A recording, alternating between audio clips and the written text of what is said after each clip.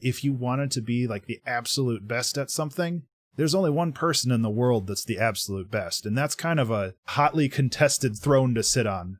But being kind of good at a lot of things, that's still real valuable. And that can get you a lot of places that you might not be able to go otherwise. I really enjoy talking to Ben Burns because I never have to prepare notes. We just follow free association through his myriad projects like composition, streaming, game development, podcasting, and discuss the creative underpinnings behind them. But we had to start somewhere, so I chose Color Jumper, a game he ported to the Switch just last week. I'm Stephen Kelly, and thanks for joining us for an evening at the Roost.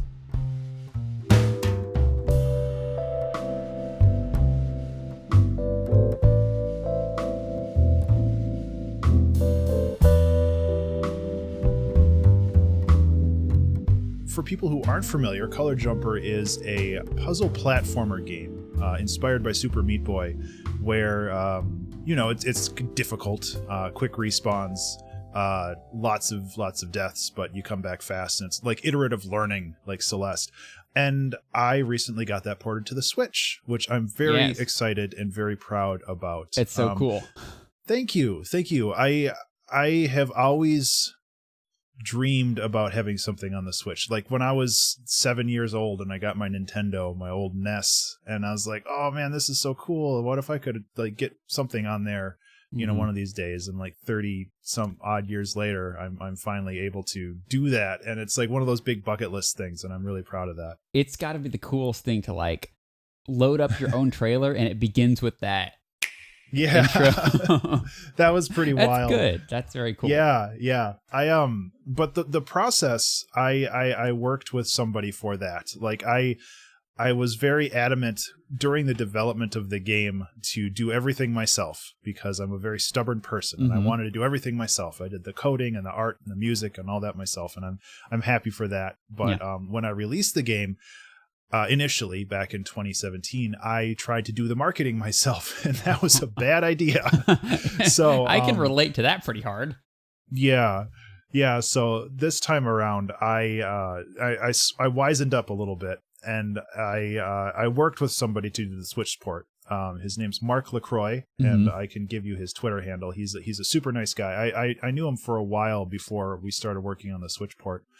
But he was kind of hands-on with me on that. Like I told him from the get-go, it's like, I want to learn how to do this myself eventually, but I know that if I try to do it like right away, it's not going to happen because there's just so many moving parts. Yeah, actually that's interesting at this ground level. Why the Switch? One, it's probably one of the more accessible platforms right now when it comes to like dedicated consoles. But it's also, for me personally, it's just one of those things where it's like I grew up with a Nintendo, and having a Nintendo console with my like logo and my name on it is pretty it's incredible. A special thing. Yeah, it's something that I've been getting increasingly interested in because you might have heard that Supergiant is putting out Hades on the Switch. Oh, I didn't hear that. Hades is amazing, though. It's coming up soon. And from what I understand, that's going to be the first console that game is released on, because before it's just been PC only. And I just thought that was fascinating because it really doesn't seem like that long ago that you'd be pretty crazy to put your game on the Switch and not on Microsoft or Sony, as an indie developer too. And now the Switch just seems like it's this like burgeoning home for like smaller games. I think that there's a lot of reasons for that. Primarily, I think that the limitations of the hardware works really well with indie developers because, for the most part, a lot of indie games focus on obviously beautiful art, but not necessarily complex art. Yeah, not taxing art. Yeah, so it's not like the new like Call of Duty Warzone or whatever, where it's just like incredibly hyper realistic art. Like that doesn't really work as well on the Switch. You're looking for not a specific certain art style, but kind of a more simplified, low poly kind of art style. And I think that really works well on the Switch because it has the lower processing capabilities, but it's still a powerful machine. And also, especially for like something like Hades or My Game, those games are designed to be like kind of consumed in small doses. Yeah. And the Switch being portable allows you to do that, where if you just have like a half hour to burn somewhere, you can sit down and play games because it's portable. You're allowed to just like bring it with you. And having the kind of the more monolithic consoles is great because there's more power and there's more like dynamism with it, but it doesn't give you that ability to just kind of bring it with you. Yeah, exactly. That's one of the main reasons that if I'm going to get a smaller game, honestly, the Switch is going to be my go-to platform at this point because I get the built-in handheld version, and I'm already booting that thing up every day to play Animal Crossing. So, yeah, exactly. And I think that there's just a lot of really wonderful things that you can do with that platform, with the motion controls and all that other stuff. And I'm not like some kind of stan for Nintendo. I think that, you know, they have their own problems in some ways, but the Switch as a piece of hardware is just incredible. Especially compared to like where they came from with the Wii U. Mm-hmm. Yes. It's like the prototype has come into its own. At this point, it's become my favorite console of all time, I think. And that surprised me a lot. Yeah, me too. So, what were your first steps to investigating this new project? Yeah. So the first thing we had to do, Mark had already had a Nintendo developer account because he had recently released his game Widget Satchel on the Switch, which is kind of a fun little Metroidvania exploratory game, which is worth looking up if you're interested in those kind of genres. I am. But so he had already gone through the process, which is why I kind of talked to him about this because he knew more about it. But the first thing is getting a Nintendo developer account and then getting a dev kit, which is essentially a Switch with some of its security unlocked so you can like load games onto it and do testing directly on there. So that's the other reason why I wanted to work with him, because I didn't have like $500-$600 to spend on another Switch. Yeah. So that was kind of the first thing. And then a lot of the rest of it was just like programmatic changes to the game, because there's a lot of technical minutia that you have to go through to make it compatible with the Switch. Things that you wouldn't really expect. Like, I believe that it's required that you have some kind of change controller option inside of every game, because the controller options are so mutable. Like, you can plug in one of the paddles, both of the paddles, like a Pro controller.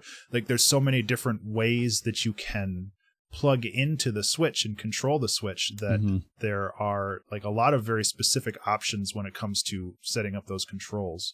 Yeah, I didn't think about that, because you have like this veritable Rubik's Cube of a controller in your hands. Like, you have to like go in and manually say, for this configuration, this is what A does. For this configuration, B now does this.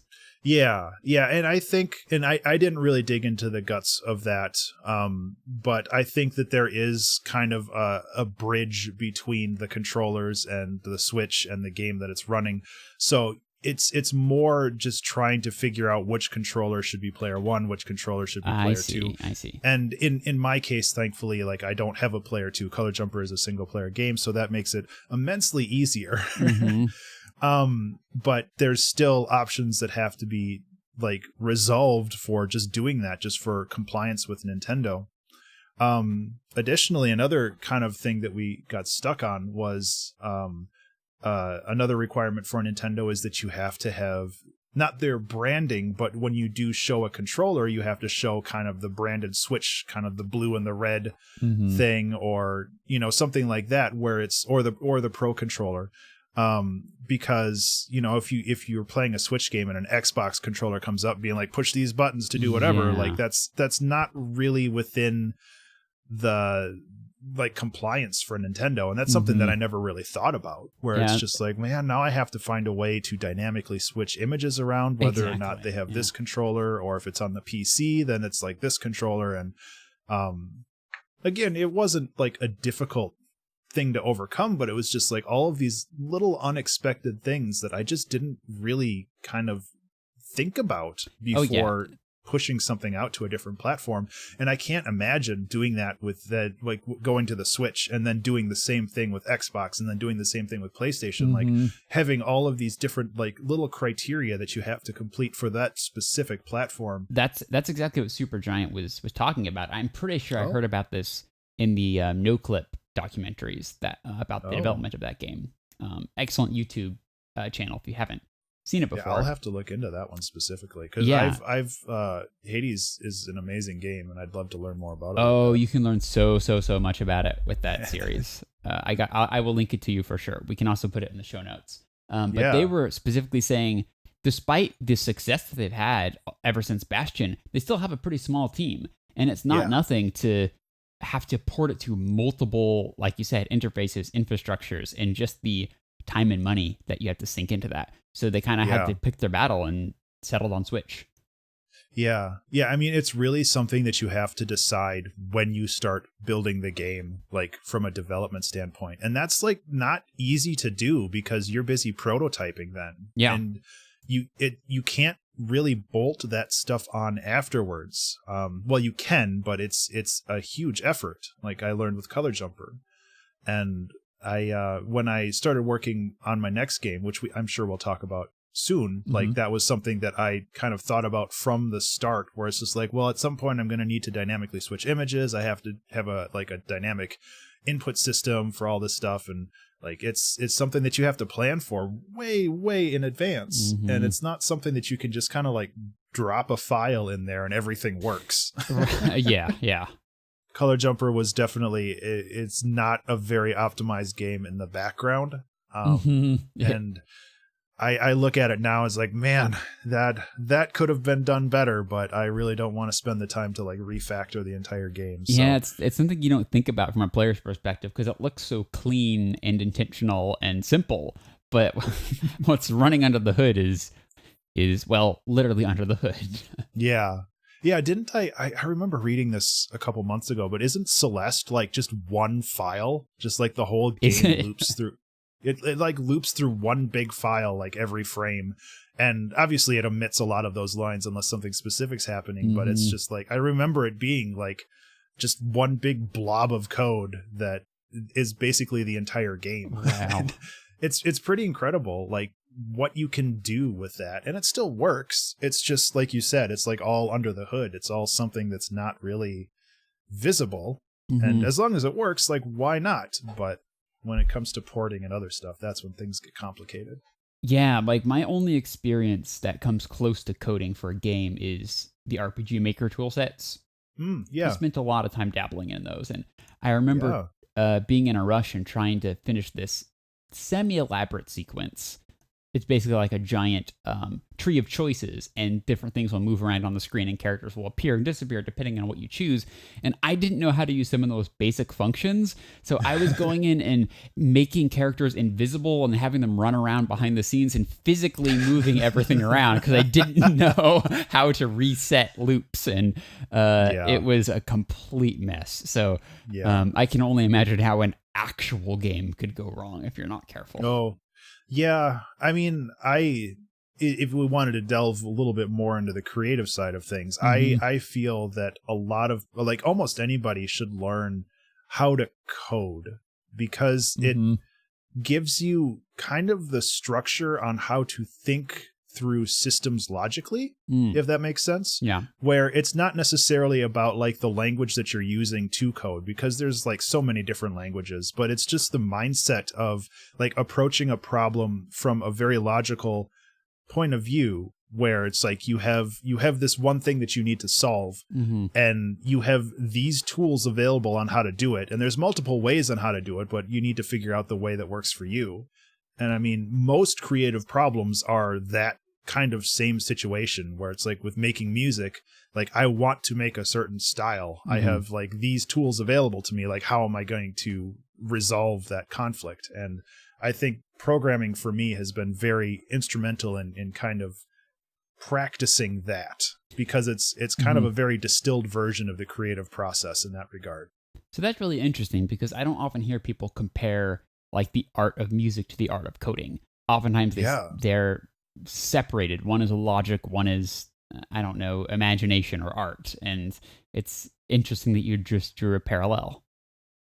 I really like drawing that parallel because a lot of people who don't program or aren't familiar with like game development don't really think of it like that. And programming is a very creative process because there are multiple ways to resolve issues, and some of them are definitely better than others, but it still requires that like understanding of multiple systems and understanding how, if you affect this one thing, how everything else will kind of fall into place from it. And a lot can be said about music production the same way, where it's like if you have a particular chord, like if you want to move between two chords, like how exactly do you resolve that movement?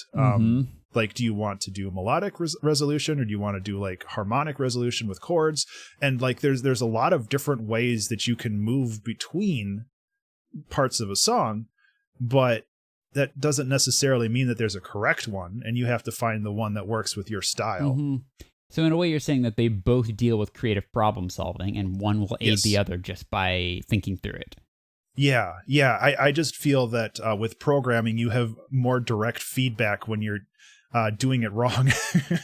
Yeah, that's the thing. Yeah. And even in my limited experience, the most satisfying thing has been to find out that something is going wrong, then open up the hood, and you can literally step by step retrace your steps and find out where the problem area is, and then say, okay, well, where do I go from here? Yeah. Sometimes when making music, I wish I had that feature. Right? Yeah. Just like, why do these two chords sound so bad next to each other? I mean, when it comes to music, I'm so intuitive, it's almost ridiculous. I can barely play. I can barely tell you what notes are in my song, for crying out loud. I do it all by ear, which I find very fun. But if I don't know why something's working, sometimes I just don't know why something is working. Yeah. No, I was like that for a very, very long time. I think I wrote music for 15 years before picking up the basics of music theory. Wow. And after my own heart. Yeah, it worked fine. Like you said, like I kind of knew what I wanted, and I kind of plunked around, and I made things work, and it worked great. And the sounds when I made in that kind of era of my music making career were fine. I really like some of them, but I feel that music theory is something that people can shy away from sometimes. Yeah. And because, and I don't know about you specifically, but a lot of people feel like, well, this'll hamper my creativity. It'll make me less creative because I have to follow these rules. Yeah. And I very strongly feel that music theory or color theory or design theory or any of that stuff, those are just guidelines for when you get stuck, where like if you don't know how to resolve a chord, or you don't know how to make a melody sound the way you want it to, then you can kind of fall back on your training with music theory. And then you can kind of figure out the baseline for how it should happen, like following the rules that are in place there. And then you can make it more your style from there. But I really do feel that everybody in their creative environment should learn theory that matches that. And yes, you're when you're learning, I do think that your art suffers a bit because you're kind of absorbing all of this knowledge and you want to apply it. Yeah. And like music theory, if you're just following like the rote theory, it's real boring. It's like, well, it's a 2-5-1 chord, or it's like it's all this really, really basic stuff, but that's kind of the building blocks for making things more complex, and you got to start somewhere.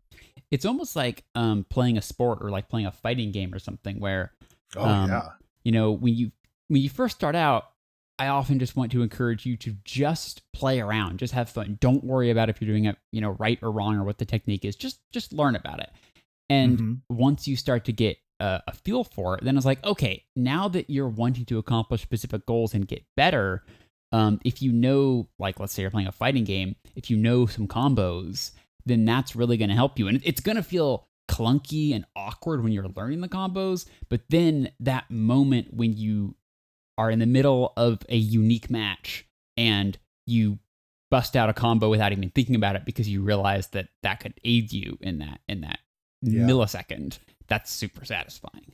Yeah, I really like that analogy with like fighting games, especially something like Smash Brothers, where you could very easily just button mash and do pretty well. Yeah. But once you take the time to sit down and learn like general combos and general juggling and all that other stuff, like, yeah, your gameplay suffers for a bit while you're learning that. But then when you get over that, you have control over what you want to do. And you can use those techniques for totally creative ends.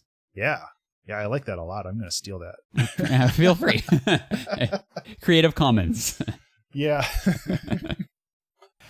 Well, okay, so you mentioned the other game you were working on, and I definitely want to get to that before we stop talking today. So tell us a bit about that.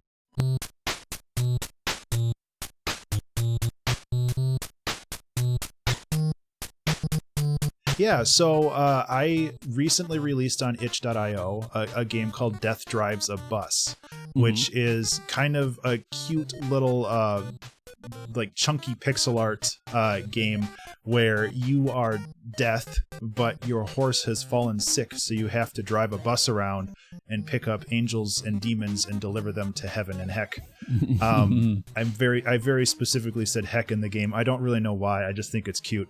Yeah. But yeah, I had a lot of fun making the game. It kind of ended up being my quarantine game, where I started it in February, and this was around the same time that my wife had picked up Animal Crossing. So I was sitting next to her on my laptop making the game, and she was playing Animal Crossing, and like when she ran into a question or an issue, then I quickly Googled it for her. So we kind of played Animal Crossing together while I was working on my other thing. And it was a ton of fun, and the game kind of grew into something that I really liked, and I wanted to just kind of keep working on it. And I'm really happy with how it came out. Like, it ended up being just 50 levels of increasing difficulty. I'm also really happy with the soundtrack, which was made in Famitracker.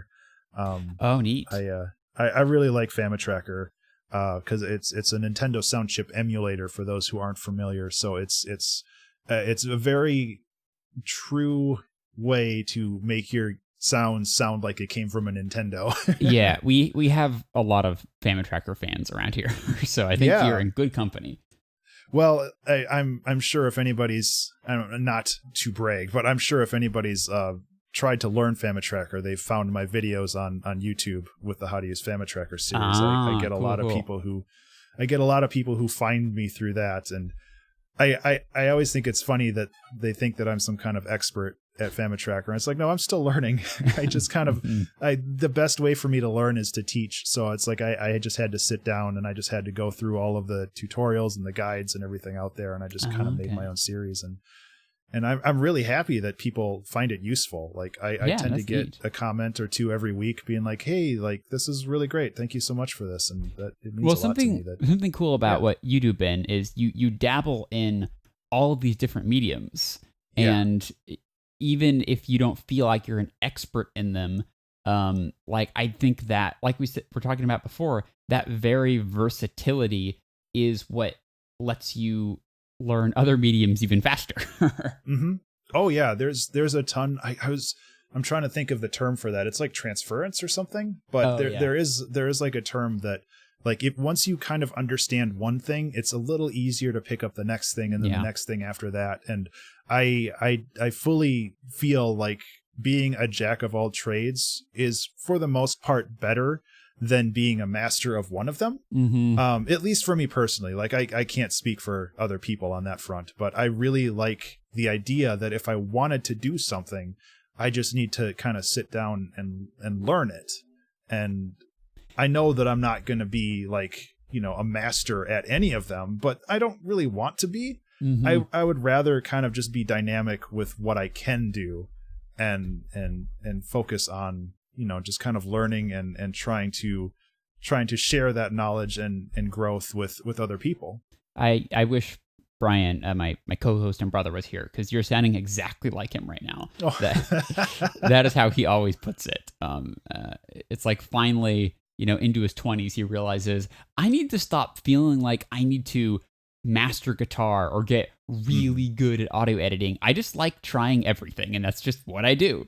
And it's an incredibly valuable skill, because you know what? Everyone goes to Brian for advice on everything, because he's just pretty good at everything. Exactly. Yeah. And I mean, the other thing is that if you wanted to be like the absolute best at something, there's only one person in the world that's the absolute best. And that's kind Yes. of it's a hotly contested throne to sit on. But being kind of good at a lot of things, like that's still real valuable. And that can get you a lot of places that you might not be able to go otherwise. Yeah. And like, the thing is we have access to everyone in the world now. So it's really easy to feel undervalued or inadequate just because you can get on YouTube and immediately find experts who have dedicated their life to a task. Yeah. It's real easy to get psyched out by somebody who's like, and obviously it's very impressive. Like I love watching people who can just play like funk guitar or funk piano and stuff like that, and just watching them go is just incredible and inspiring. But I don't think I'll ever get to that point in my life that I can do that, and that's okay. Like I know that I can do things that they can't, and I think that that's still something that you can embrace. Yes. If you look at it as like a collective humanity rather than competition, it certainly becomes a lot more inspiring and less demoralizing. Yeah, and competition and creativity is like a whole another topic that yes. I don't know if we want to get into.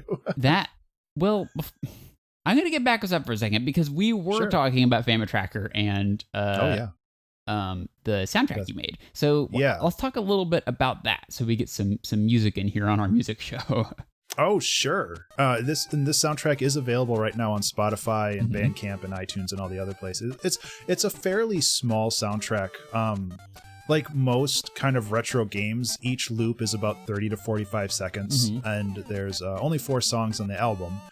There's one menu song, and then there's 3 songs that are randomly chosen whenever you like load up a level. But they're all fairly unique, and they were a lot of fun to make. I believe I made 2 of the 3 gameplay songs on stream, so I made them live, which is always fun. I like doing Fama Tracker live. I don't do it as often as I used to, but there definitely is a small group of people that really like to watch me fiddle around inside of a tracker. And for those who don't remember the interview we had with you back in the Overclocked Remix podcast, you do a lot of live music creation. Yeah. I do something called the 2-hour track challenge, which happens every Wednesday, where I sit down and I write a song from start to finish over the course of 2 hours. I've been doing that for almost 5 years now. I'm going to hit episode 250 on October 3rd. Wow. Congrats. Yeah, thank you. I really, along with the idea that it's okay not to be the best at everything, I also think that it's really important to sit down and just do something on a schedule. And like the same thing with like theory and everything else. It's just important to just have something there. And I feel that Wednesday stream, that 2-hour track challenge, is like me going to the gym for my creative muscles, because it's really something that I don't know many people that are like stoked to walk into a gym, but generally when they're walking out, they're like, yeah, that was pretty cool. Yeah, I'm glad I did that. Yeah, exactly. And there are ups and downs to it. Like right now I'm kind of in a down, a trough. There's peaks and valleys. And that's okay. Like sometimes there's just songs that they're mediocre, and that's okay. But there's also songs that are incredible. There's a song that I made, I think like last month or 2 months ago, called After the Aftermath, that is like one of my favorite songs I've ever written. And it's something that I made in like 2 hours. And it's just like, if you never know what you're going to create if you don't actually sit down and put notes on the paper. And if you just spend all day planning and not actually doing, like nothing will happen. So you just have to sit down and do it sometimes. And, you know, it's not always the fun part, but sometimes something cool comes out of it.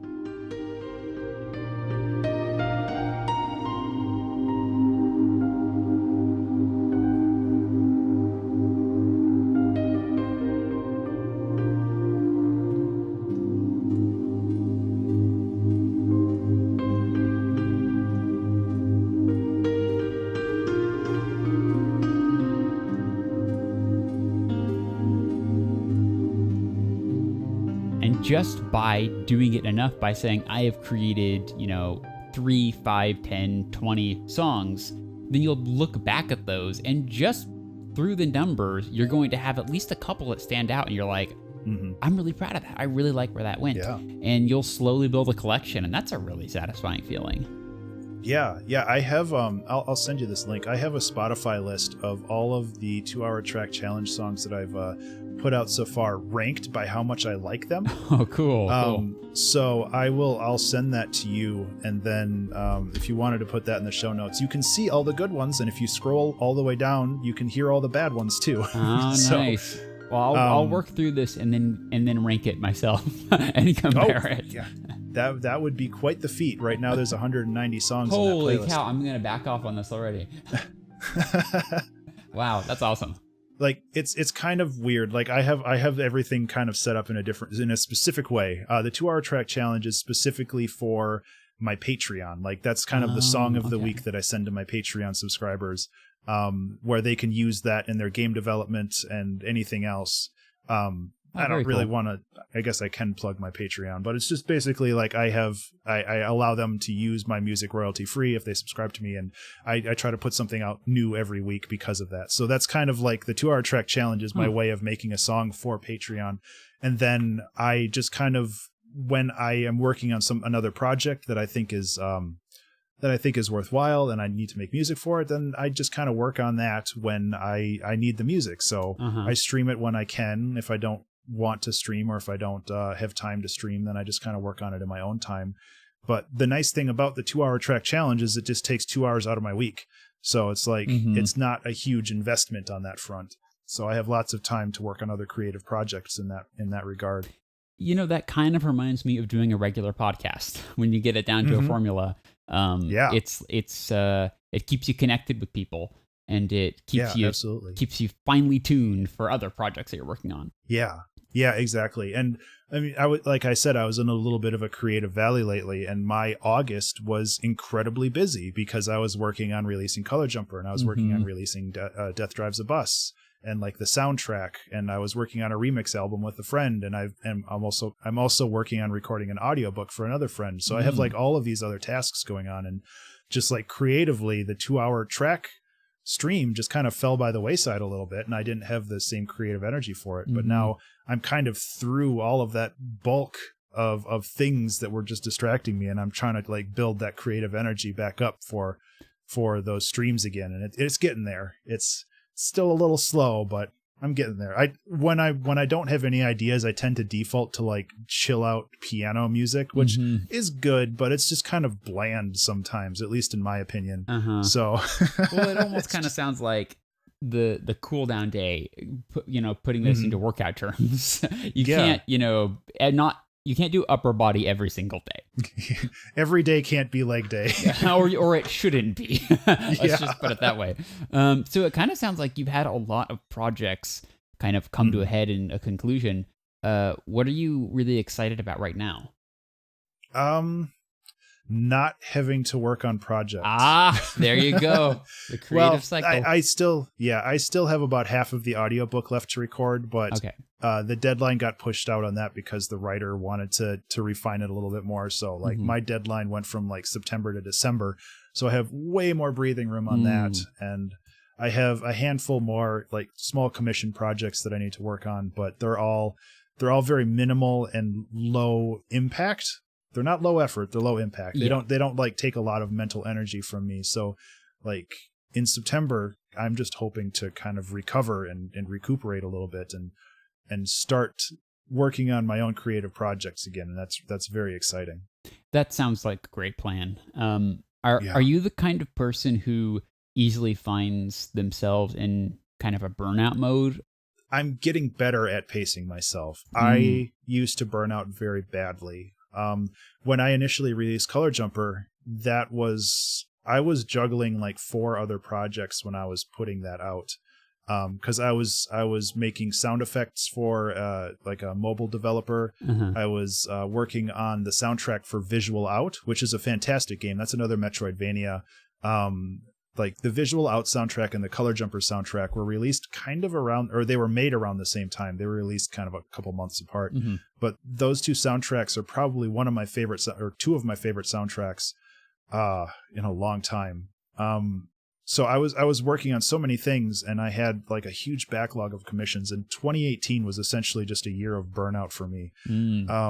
So I'm kind of recuperating from that, and I'm learning how to better pace myself and better manage my time and my creative energy. And I feel like I'm getting a lot better at it. And a lot of that is just like being able to say no to some projects, because I have a very hard time saying no to a project because I love working with people. But I also have to realize that there are only 24 hours in a day, and a lot of those are dedicated to sleep and my day job and like having food. Yeah. I'm a huge fan of having food personally. Yeah, me too. I definitely feel that. It's something I think I've gotten better at as well. Part of it I think is I'm getting better at estimating how much time something really is going to take up. Because I would very easily before say, oh, I really want to be involved with this project and I like this person, so I'll just do it. It'd be better to say I can do it and see what happens.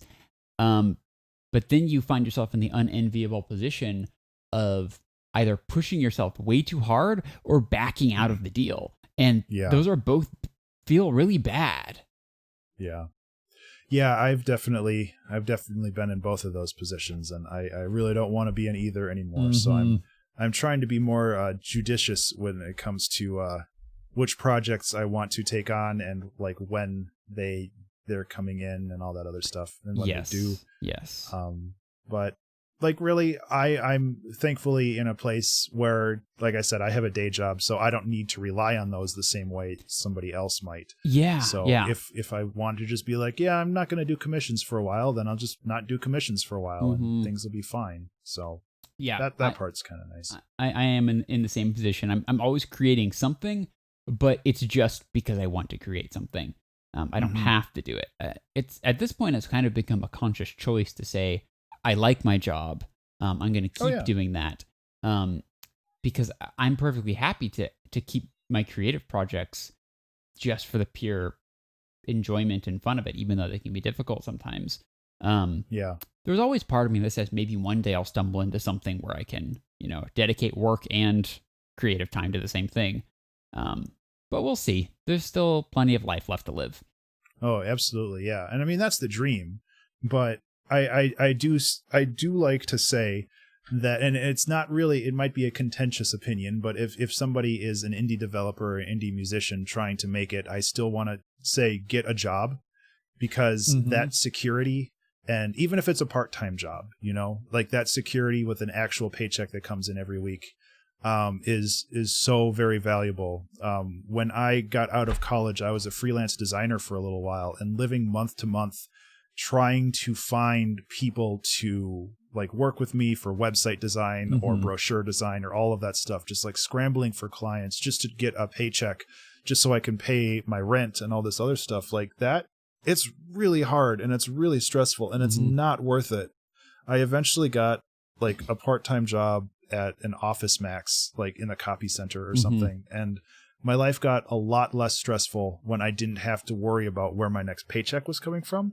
And I had plenty of time still to work on these other projects, but I didn't have to constantly live in anxiety whether or not like I'm going to have to borrow money from somebody or something like that. So if you have that other like steady paycheck coming in from something unrelated, you don't have to compromise as much with what you're working on. You don't have to rush it or force it to sell or, whatever that is. You can be a little more true to it and let it take its time.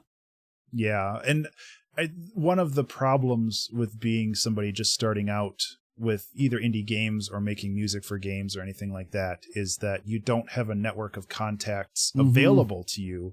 And you're not able to find people that want to work with you.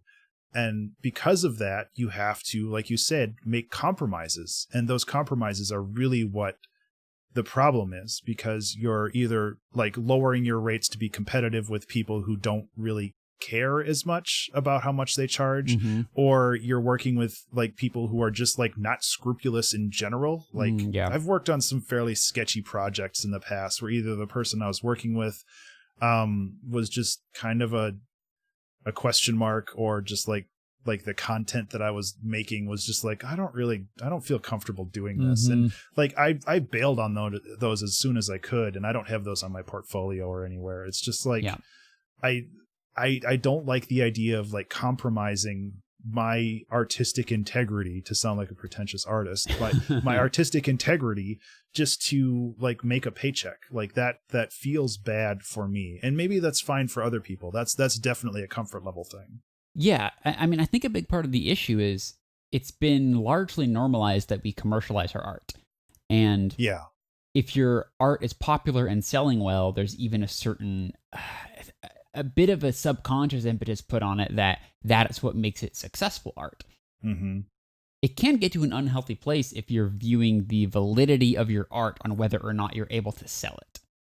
Yeah, and I mean, the 2-hour track challenge initially started just as a personal challenge, and I got to a point where I was like, well, one of my friends started bugging me to like start a Patreon because of it, and I was like, well, that's not a bad idea, because then I'll have content for it every week, and and that works. But the whole idea of the challenge started because it's like, hey, this would be a fun thing to do. Why don't I do this? Yeah. And then after 6 months of continuing to do that and not really giving up on it, I'm like, well, how can I turn this into something?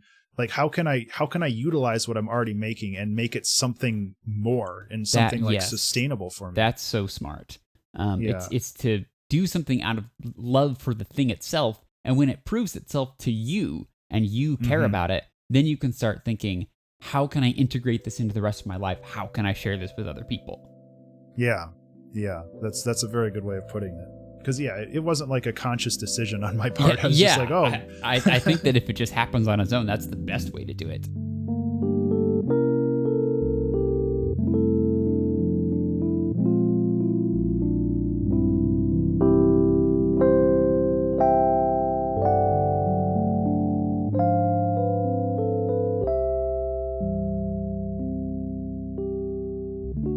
Well, thanks for joining us, Ben. As always, this was an enlightening conversation. Yeah, it was a lot of fun.